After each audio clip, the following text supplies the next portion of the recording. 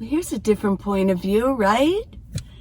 Sitting towards the front. Sometimes I sit here. It's kind of cozy. I put my jackery up here, and I can sit up here. Yeah. Well, I told you I was little, right? Well, today I want to talk about being single. A lot of us nomads are single. A lot of us are seniors. Of course we're single. And of course the nomad life can definitely breed being single, because who else could fit in here? Right. I can't fit another person in. I've tried to fit Paul in a little bit, but he's very cramped in here, right?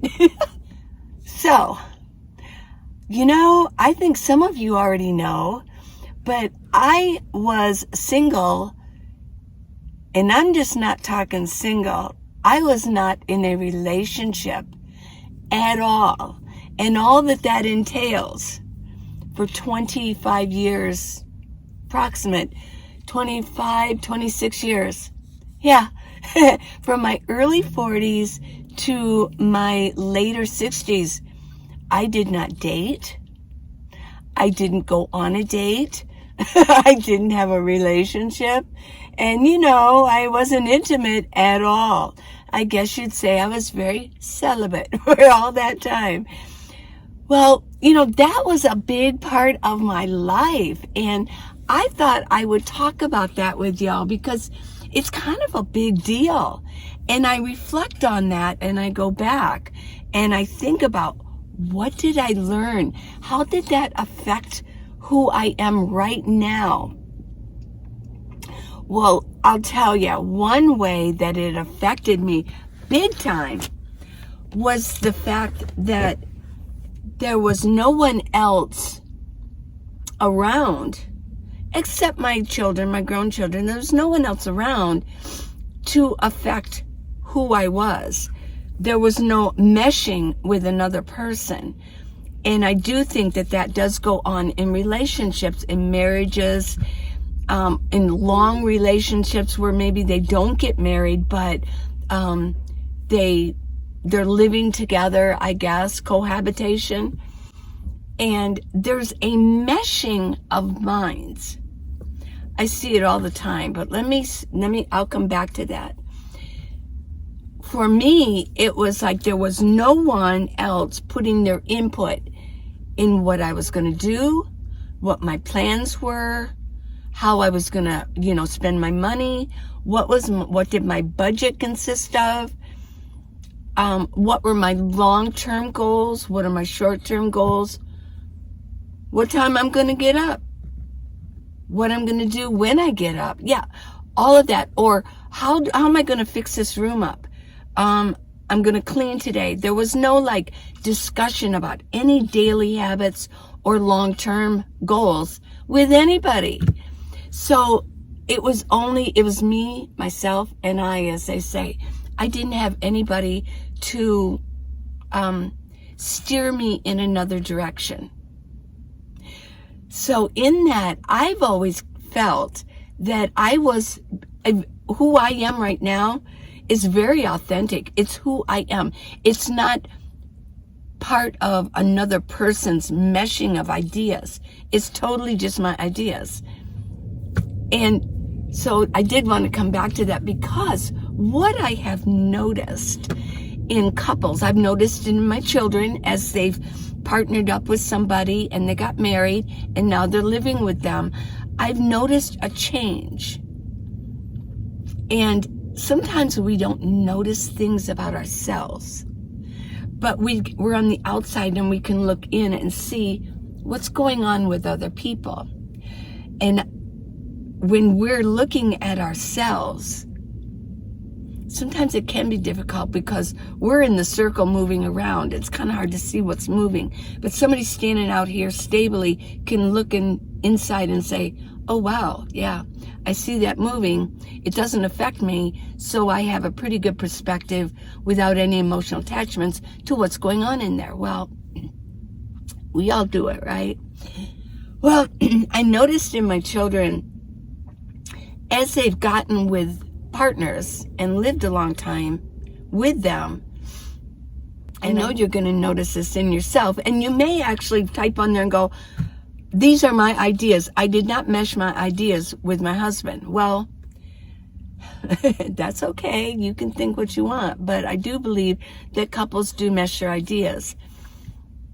I noticed in my children that I will go and I will talk, and we will have conversations, and it's just me there. So I'm just a lone solar person listening in on what they have to say. And one person will say, like my daughter will say something, and her partner will agree. Oh yeah. And a lot of times they'll say, we think, we think. And there are ideas that it's just, they're so meshed. They're so in agreement.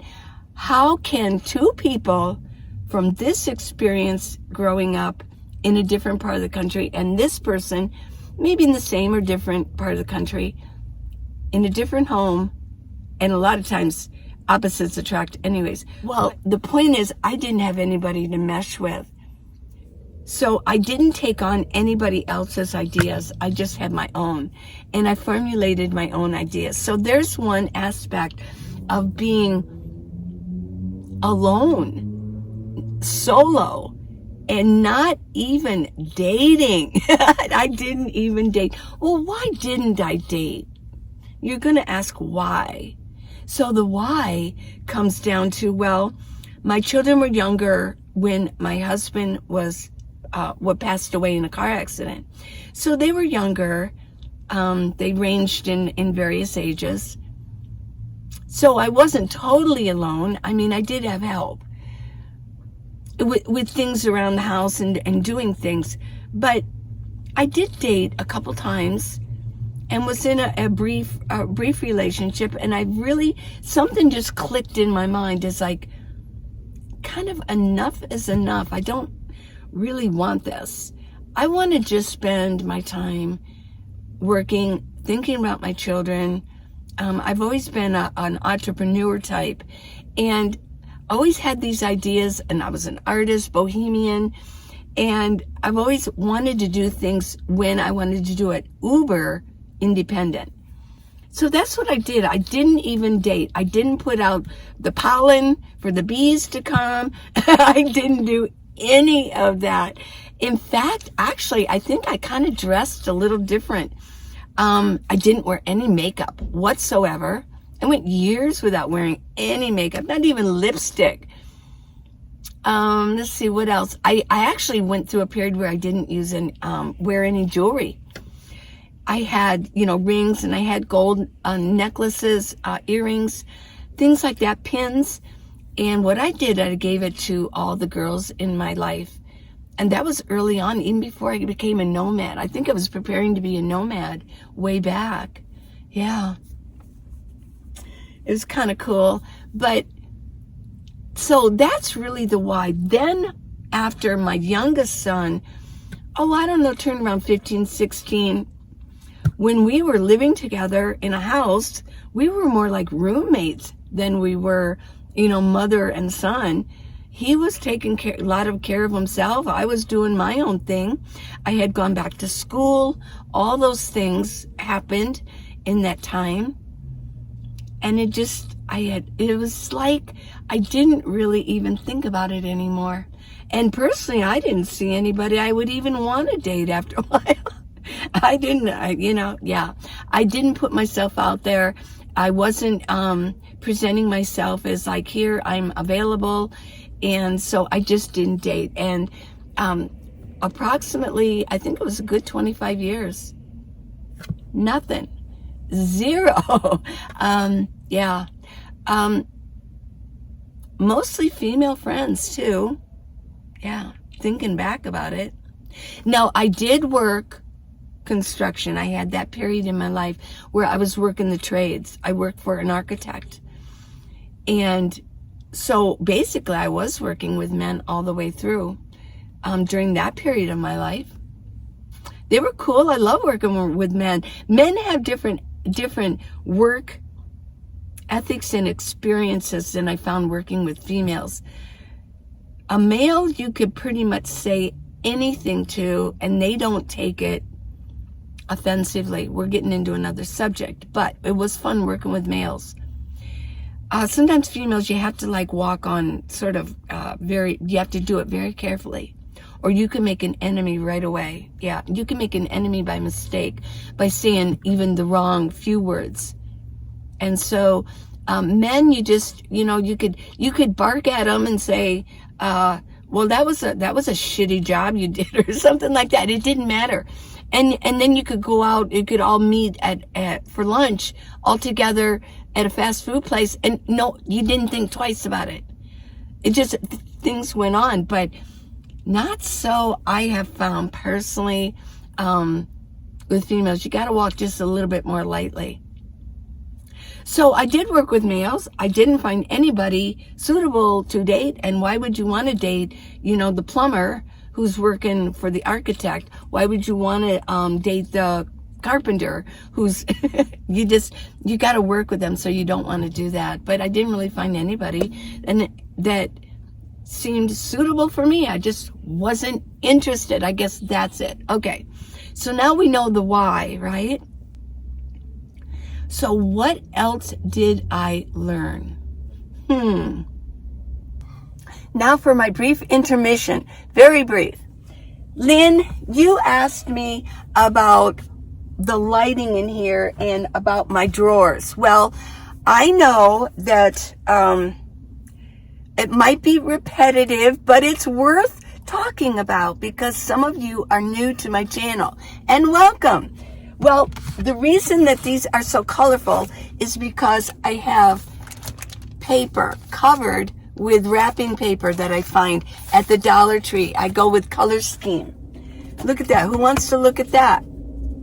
So this is what I have. Now, let's get that down there.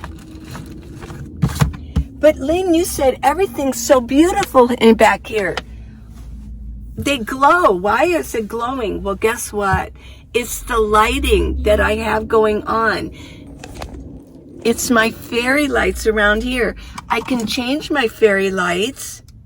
Let's do purple. And over here, we'll do pink. Okay, look at the lighting. See if this is any different. Looks maybe a little bit darker. Yeah. Let's do blue. Blue. Blue. Did that change at all? Well, not too much, but it does have an effect over here. And it affects the colors here. That's why I like to have yellow here. Now, Lynn, you said you want to replicate this. That's fine. I've got pillows of the same color scheme. This is a turquoise like this, and this is pink. But look at this, because of this pink here, you can't see the turquoise at all. It's lighting. It's just basically lighting. Let's see if this changes anything. Oh, yeah, see, it glows. When you use lighting, everything can glow. So I suggest that you get up your fairy lights. You get up some of these lights, and I'll leave the link for it.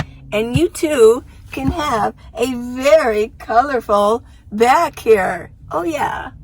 Well, another advantage to being single in no relationship for the past 25 years is I really had very little drama in my life. And you all know, I mean, come on, relationships can create drama. And you've got those little disagreements, you've got the arguments, you've got the makeup, you've got then, you start getting used to each other, and you take a little advantage of each other, and then you have another argument. It can be an up and down situation. So I really didn't want that. Another issue with being in a relationship is because kind of now I have something to compare it to. I find that Paul likes to do things for me sometimes. And he will say, well, let me carry that for you. Well, let me, okay, do you need help with that? Well, for 25 years and beyond, I didn't need any help. if I needed to carry something, I carried it, right? So it made me think, eventually it made me think, wow, because I would look at him like, well, of course I can carry this. I understand the chivalry. I totally get that. And it is so sweet to want to do that, holding the doors and carrying things for me and things like that. But I was so independent, and it made me think, I mean, women could become very weak in their muscles if everything was carried for them, right? I know. So for me, it's always, I want to build up, and I want to be strong, and I want to be able, I want to have a physically fit body. So for me, I was like, oh no, I'll carry that. I mean, it didn't seem like maybe you could do other things for me. Maybe that I can't do. So that might sound, I don't know how that sounds, but you know what? I don't really care, because it's the truth. I want to be able to carry my own things. I want the exercise as much as the next person. So I don't want women to become so slack in their physique because men are always doing things for them. But I know a lot of my audience. I know who you are. I know how old you are. YouTube tells me this. And a lot of you are my age, a little bit younger, and some of you a little bit older. So of course we're going to be able to do things for ourselves. A lot of times we're divorced. A lot of times we're widows, and we have had to do things for ourselves. And I don't know if this relates to you or not, all of this that I'm talking about, but I just wanted to address the issue that I have been single for 25 years in my life, not dating, not a relationship, nothing. So there are times where I really enjoy my friendship with Paul. I enjoy that we can also have time apart from each other, and it's okay. I enjoy being solo, and so does Paul. So sometimes you say, where's Paul? Well, Paul's with Abby, and Abby's with Paul, and I'm by myself here, and I've got other friends here too. I've got family where I'm at, but if I don't have family here, I can meet other people, and I have easy time making friends. And then I have y'all to talk to, right? So as a solo individual, it's fun to have a balanced existence. You can kind of balance things on your own. When you start adding other people in, it can get a little unbalanced. You're trying to please them, and they're trying to please you, and things can get a little off balance. Yes. And being solo, sometimes it's just nice to lean back, right? We'll kill this light. You can just lean back instead of always wanting to lean in, and you're leaning in. Ooh, what is this other person talking about? Leaning in a lot. We need time to lean back and just enjoy who we are, learning to be authentic. Who you are, the authentic you.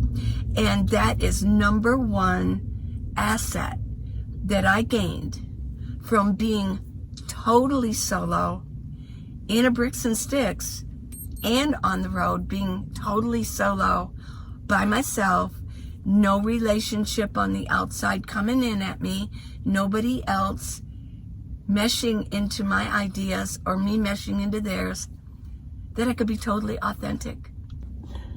Well, I hope you enjoyed this video. Yeah, learning to be authentic, learning to be by yourself, learning to be comfortable in your own skin.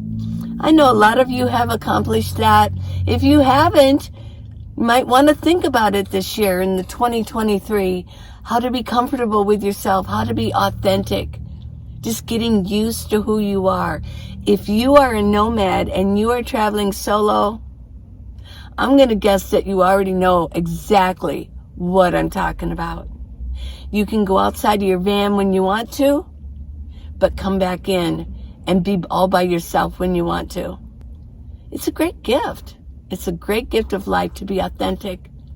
I hope you enjoyed this video. Thanks for spending some time with me today. I love you guys a lot, and I really do appreciate you. And thank you, Lynn, for your questions. Please put questions down below, and I'll show you whatever. I will do it, even though it's repetitive. Somebody said you're so repetitive. Well, it's because you all ask, and I've got new viewers all the time. So when I do repeat things, I'll try to be brief about it, but I think most nomad channels repeat a lot. I think it's just what you do. So I love you guys, and I'm trying to make it as interesting as possible with new ideas and new discussions all the time. Bye, everybody.